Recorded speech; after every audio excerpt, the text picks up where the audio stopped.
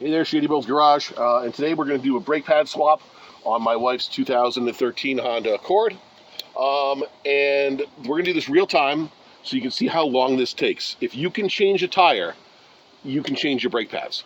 So the first thing you need, obviously, is a set of brake pads. I got these from Jeff Bezos. They were like $36 shipped for a name brand.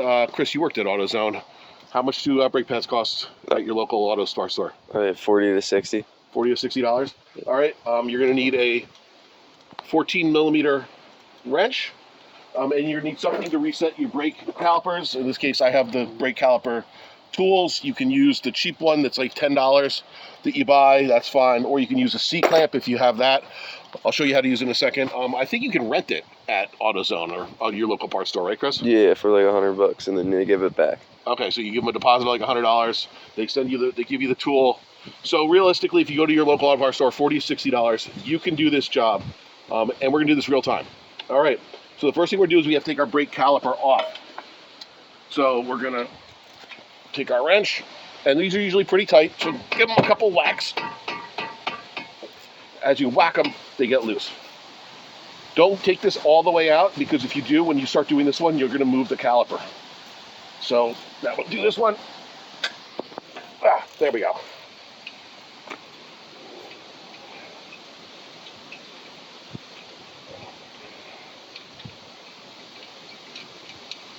Take this bolt out, take this bolt out.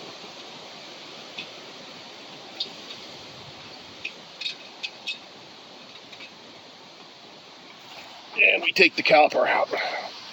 All right. And what we're going to be changing is these brake pads here, the outer and the inner. And then we have to reset this brake caliper. We have to push this piston back in. All right. To do that, we're going to actually start by resetting the brake piston.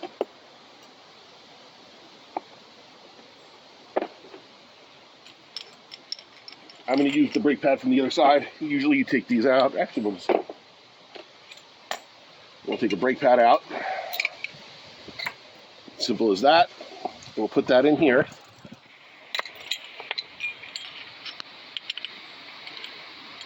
And we'll put our reset tool in.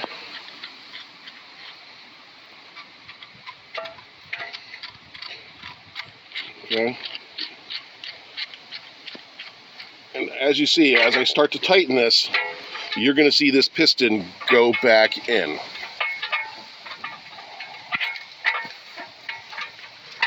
As easy as that, we're going to push this all the way until our brake pad gets flush with the caliper there. Okay.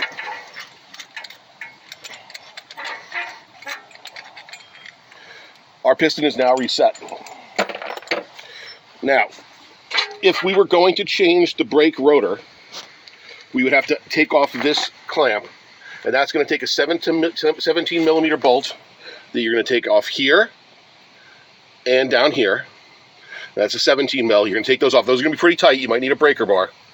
And then we're going to have to take out this screw here and this screw here. Now, these may just come out with a screwdriver.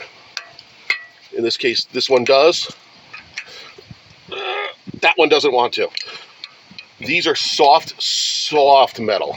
And there's really no reason for these other than when they're on the assembly line of the car being built, so that they don't fall into people's heads who are working on them. You can drill these out. If this is completely stuck, you can just drill this out. No harm, no foul. You don't need them. Or you can get an impact screwdriver if you have one, or buy one off Amazon. If you're changing rotors, just buy an impact screwdriver now, have it shipped to you, and you're going to basically put that here. You're going to hit it with a mallet, and it's just going to undo that. All right, and then you would just put it all back together. Now, if you have a good set of brake pads, they're going to come with new slides here that you can change. If you don't change them, it's not a big deal. I'm not even changing them today because there's nothing wrong with these. You're going to have new brake pads, and you're going to notice here on the brake pads that there's a slight difference in the pads. You have your outer brake pad, and that goes right here. Easy as that. And your inner brake pad. And here's the difference, is this little thing here. This goes on the inside because that's where your caliper is. Usually your inner pad will wear a little bit faster than your outer. So this right here, this is why if you ever hear a car going down the road squeaking, like just like it sounds like it's squealing, it's because this is a little bit before you run out of pad. And the design is that this starts rubbing against your rotor, and as you can hear, it'll vibrate, and that's what makes your squeak. So if your brake car is squeaking a lot, and then as soon as you hit your brakes, it stops squeaking, you're on this pad wear indicator. Time to change your brakes. You only have that much brake left. It's time to change them. All right, but for now, we're just going to pop this out. Put our new one in. Easy as that. Now we're going to take our grease that they gave us. This goes on the outside here and the inside here. This is designed to hopefully stop some squeaks and vibrations. Do not put it on the pad material. You don't need too much, just a slight little. It'll help with binding, help with noise. Doesn't need a lot. On the back, the only thing that's touching it is this right here. So basically only that. I didn't bring any paper towels, just wipe my hands. You want to make sure that these pistons move in and out nicely.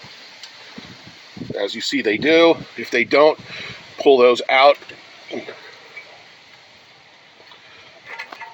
and grease them. Make sure you don't kink your line.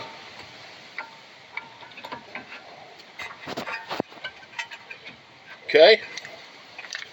And I take my 2 bolts.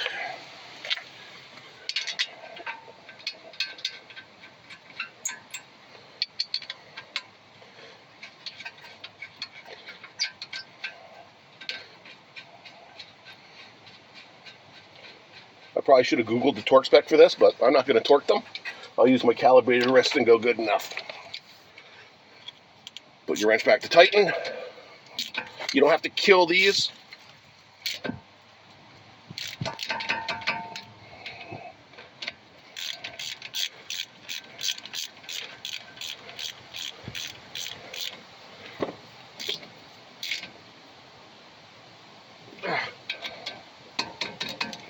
Okay, and that's it. The next thing we're going to do, Chris, go inside the car, step on the brakes. Don't jump over the jack.